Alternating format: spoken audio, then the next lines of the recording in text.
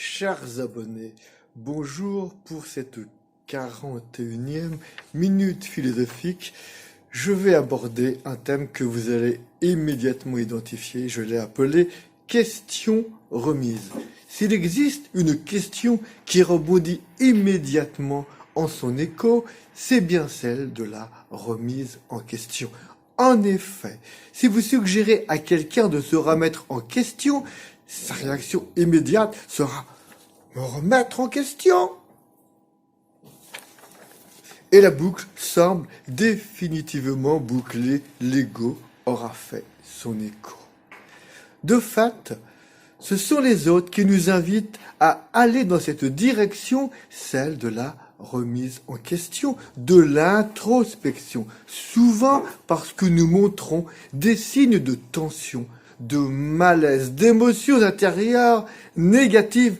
Notre entourage sait bien alors nous le faire remarquer.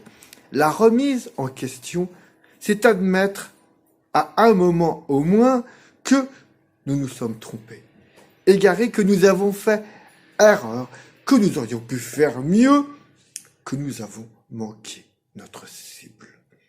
Parallèlement, en entendant cette invitation, c'est tout au fond de nous que nous sentons quelque chose qui ne va pas comme il faudrait, une forme de malaise en sourdine, en toile de fond, que nous pouvons éprouver pendant des années, cette impression de passer à côté de notre vie.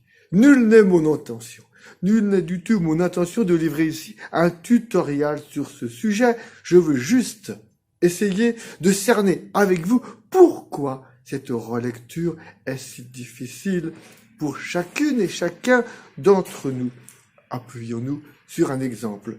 Si quelqu'un me fait remarquer que je me crois généreux en donnant de mon superflu aux pauvres de mon quartier, et ajouter que la générosité, la vraie, c'est donner de son nécessaire, il m'invite à me remettre en question. Dans un premier temps, on rejette la question en se disant « mais de quoi se mêle-t-il ?» Puis nous vient le sentiment d'être jugé, alors que notre intention nous semblait pure, voire parfaite. D'ailleurs, c'est toujours ainsi que nous avons fait en toute bonne conscience. Se remettre en question. Ne serait-ce pas seulement renoncer à renvoyer l'invitation à l'introspection comme un boomerang, mais à reconnaître que nous nous sommes abusés nous-mêmes durant des années. Cela équivaudrait à renier les valeurs et les habitudes de penser et de faire de notre passé.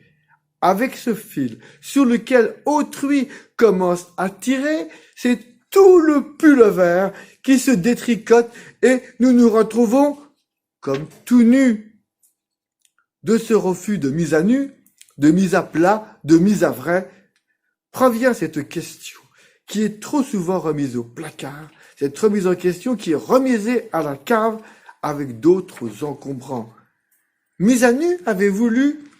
Par bonheur, nous ne sommes pas en hiver, mais en automne, et c'est la bonne saison pour élaguer aussi en nous et brûler nos feuilles mortes.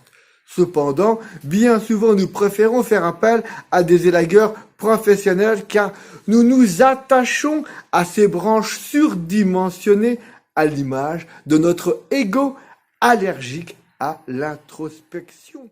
Finalement, se remettre en question, ne serait-ce pas, comme le conclut le Candide de Voltaire, se mettre à entretenir son jardin intérieur. Chers abonnés, chères auditrices et chers auditeurs, je vous dis bonne méditation de cette pensée et à très bientôt.